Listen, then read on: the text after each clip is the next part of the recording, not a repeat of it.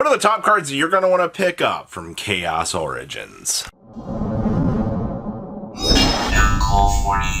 Now make sure you guys smash the living crap out of that new Angel Chess archetype, so you guys don't miss out more. Now this archetype, I think, got one of the coolest opening cards that you can have. It literally says, hey, if your opponent went first, go ahead and deploy and special summon a piece, which basically allows you to put a limiting floodgate on the field, which is definitely an interesting style of control that I've not really seen Konami try to do, honestly, in this modern era. And suddenly, you know, we're getting this printed on an archetype that is able to, you know, just auto-deploy up some synchros. So I think that's actually pretty cool. Konami, you get a pass from me, but this archetype is suffering from the we don't have a lot of cards syndrome, and we need wave 2 in order to do its thing, which is really crazy because Mitsurugi on its wave 1 was able to do way more than, you know, unfortunately what this archetype is starting off with, which is a little bit sad, but I guess you got to get the first pieces laid to start things off.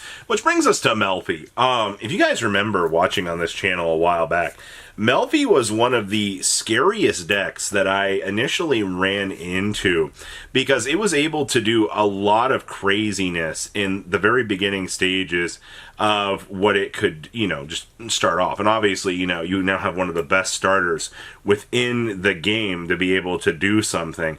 And that's just already absurd as it is. So I guess if you wanted a deck that has huge capabilities of going through all of the, you know, little early synchro lines within a set, I think that Melie is going to be one of those options for you. And also, the deck's not going to cost a lot of money, right? When you look at these particular decks to kind of get you into the starting points of the game, you know, looking at all the Melie stuff, it's all incredibly cheap. So that's a win in and in itself because of easy accessibility. And then we have the Clown Crew Drish. This is going to be one of the new, well, technically it's a super poly target because it's 2 Ritual Fusion, Synchro Xyz, and or Pendulum monsters. Your tribute summon monsters can make a second attack during each battle phase, and if this card is tributed, you can activate one of these effects. So we can return all Link monsters from the hand and graveyards in the exchequer. Each player shuffles their entire hand to the deck, and then they draw the same number of cards. So not only is this going to be a massive, you know, well, it's a Link monster, sorry. I don't know why I said super poly target. It's the fact that, you know, we'll be able to return all Link monsters to get the setup, or the fact that, you know, we can force the opponent to shuffle back resources. It's honestly just one more piece that we need. But also, we're still missing, we're so far away from getting the Pendulum monster, which helps this deck out so much more. It's actually crazy how much our deck wants to be able to have that Pendulum monster to be, you know, helpful. And then we have Mind Shuffle. This is, no matter how I spin this, this is going to be the piece of this set that everybody wants to get their hands on because it opens up so many cool, fun doors to be able to play. And it's also, you get to play like Yu-Gi-Moto. Alright, that's the one thing we've wanted. We've wanted a competent Yugi deck for years that you could just pick up and be able to work with. And that's finally what you're getting out of this particular, you know, wave of support. Also, you know, competency is very, very, very important to things. It just took the Black Lost Soldier and Black Magician of Chaos coming together to form an entire archetype of playability. But, to say the least, I mean, you're able to dodge underneath certain effects by rotating your monsters. Yeah, truthfully, I think this is the archetype that most players are going to gravitate towards, just on the principle of what it is. And then we have the Ragged Ritual Records.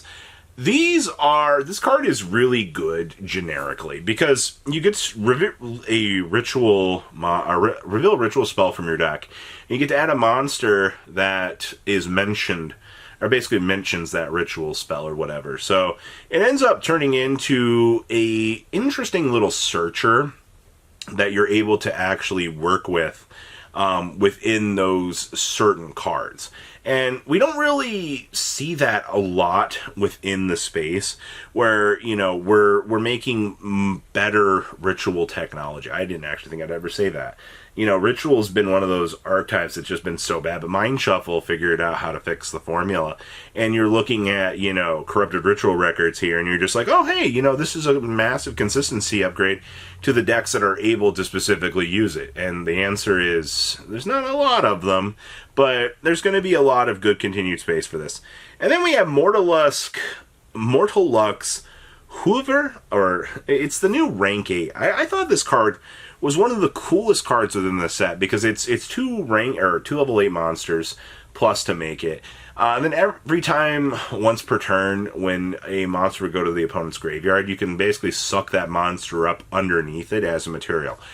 We've seen similar effects like this before, but also, I mean, just having 2 materials on it can be destroyed by card effects, which is also kind of good. Now, it does have a 4 effect where you can detach 4 things from it and then clear something off of the field, but, like, it's not a quick effect.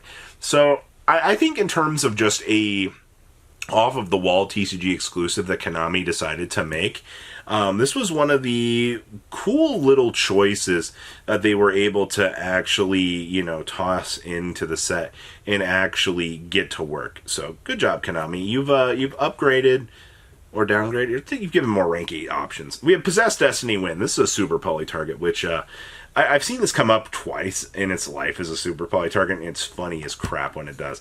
So it's a spellcaster monster plus a wind monster to make it. It's always going to be treated as a possessed familiar card.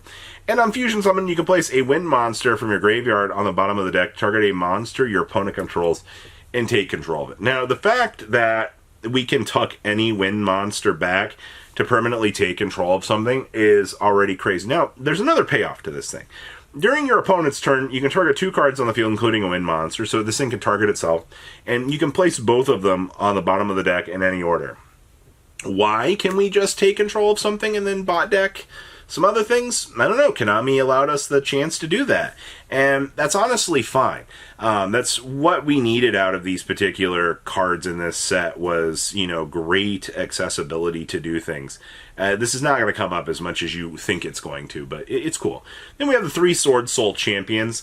This card is, oh my god, we've been waiting so long on this. So it does specifically have to be a level 4 tuner, but it also requires a non-tuner to make it. But on Synchro Summon, we can add a level 4 or 8 spellcaster monster whose attack equals its own defense from your deck or graveyard to your hand. Oh boy, it's a free Ecclesia Searcher. Alright, I don't know why we got that, but sure. And then we can target 1 face-up card on the field, negate its effects, and if you have an Ecclesia or a Fallen of Albaz in your graveyard, you can destroy that card. So if I don't have these, it just ends up being a negate. This is one of the cards that I think we've been waiting on most out of the power-ups, and honestly, the fact that this just works so easy for a deck to be able to access, yeah. Also, I mean, yes, you can only search specific spellcasters with this, because it has to equal its own attack and defense, and there is a level requirement on it, but I don't really think that's actually so bad. And we have Pot of Sloth. If there is a card in this set that I think is really, really cool in design, it's the fact that we have a going second card that just allows us to draw equal to what the opponent has on their field and then shuffle back from our hand -1 that same amount.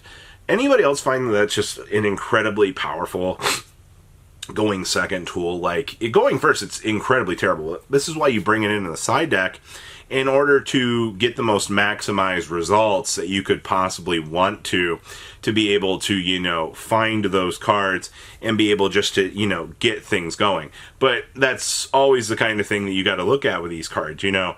Are they going to be better capabilities of doing certain other particular themes, or, you know what? But yes, this is going to be one of the most powerful side deck cards within this set, and I'm honestly looking forward to just seeing what we can actually cook up with this. And then we have the extended arts in this set. I mean, every set we get to look at these better cards. And I think this is going to be one of those scenarios where these extended arts are, we don't know how great they're going to be to pull, but they're definitely going to be something that will be able to add to your collection. And like Rarity 5 and all this, we have the new Starlight technology in this set. So this is going to be one of those times we'll be able to actually see the new cards coming together and actually showcasing, you know, some collectability. So there's a lot of potential cool pickups within this set, and I'm actually really looking forward to seeing what's going to be coming with this. So please take a second to leave a comment down below, tell me what you guys think, and I'll see your beautiful faces back here in a day, guys.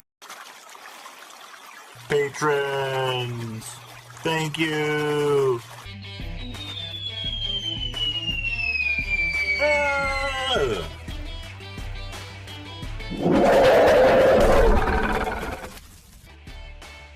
Thank you so much for watching. Check out these other videos.